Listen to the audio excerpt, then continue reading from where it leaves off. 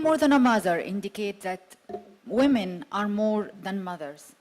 The campaign is to empower infertile women and women who fail to have children through access to information, health, change of mindsets and culture, and empowering them economically and socially. 50% of the causes of infertility due to male factors, but men mostly does not want to admit or even go to test for infertility. We want to raise awareness about this. We encourage them to speak up and encourage them to discuss it openly and take team approach of family building in Africa and today in Nigeria. The Senate is very happy to partner with Merck to launch this initiative, Merck More Than a Mother campaign today in Lagos. The Senate, represented by the Senate Committee on Health, together with the wife of the President of Nigeria, will take this forward to make a change in the culture in the perception of individuals having challenges on infertility. Also, we'll have assisted reproductive technology policies that as a Senate we will introduce to empower infertile women socially and economically through improving access to information, health, and change of mindset in Nigeria.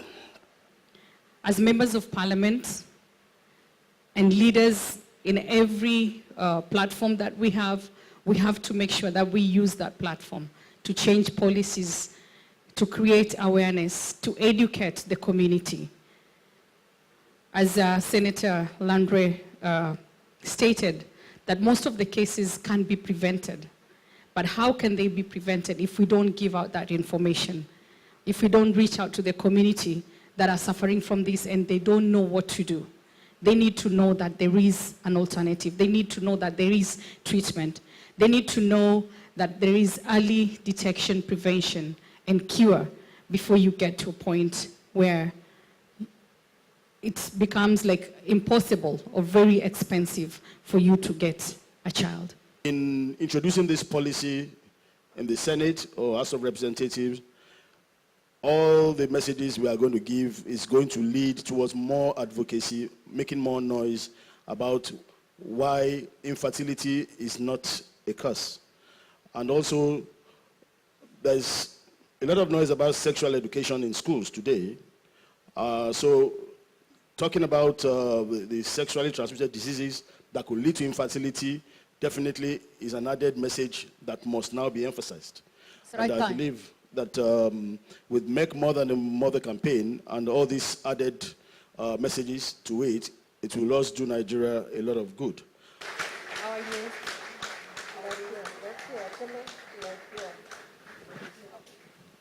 So I will ask her a question. I know that you suffered a lot during your history and journey with infertility. But I want to tell us, what did you face with infertility and what is your situation now? Are you happier? Yanzu zaki gaya mana wahalan da kin sha da don infertility da shike baki da yaro, da kuma wahalan zaki express yanda ya dame ki, da kuma yanzu kina jin daɗi da abin da Merck sun miki, ya ne kina ji a jikinki yanzu?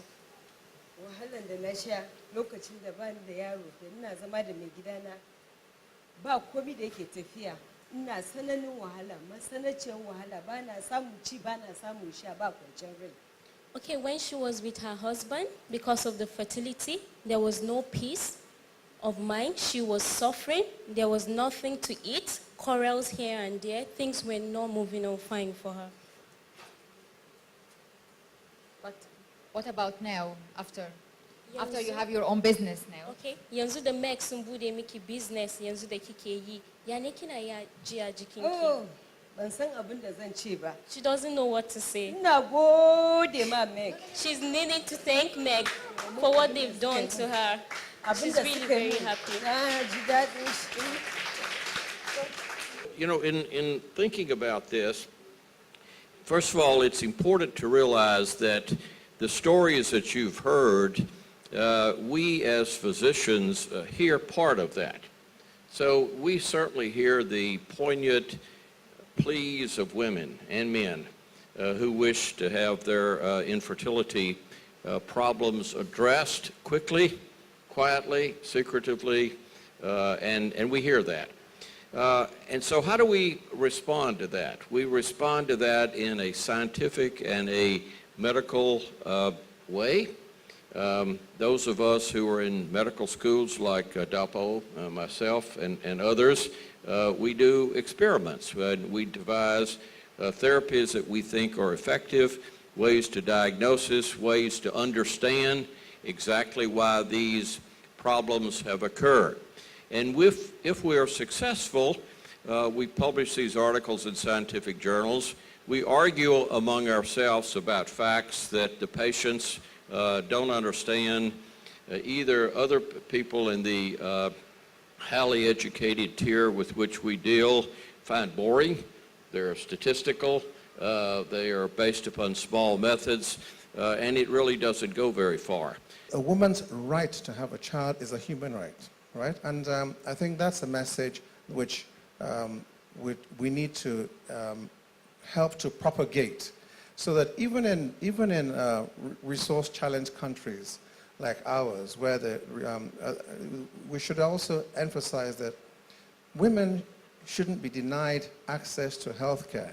Now, when you say denied access to health care, create the awareness that, yes, they have a problem, they've been married for 1 year, you don't have a child, but where do they go? Are the facilities available?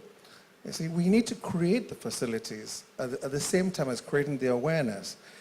Merck supports this program, and we believe it is adding value to the whole value chain, because you cannot be in the pharmaceutical industry without engaging with patients. Whatever we do every day, being in research, being in development, being in other functions of the company, at the end of the day, we're working for the well-being of the patients. This is what we're here to serve. And such programs demonstrate our commitment to fertility and to societies we operate. 1978, Louise Brown in UK, the first tube baby was born with the help of our company.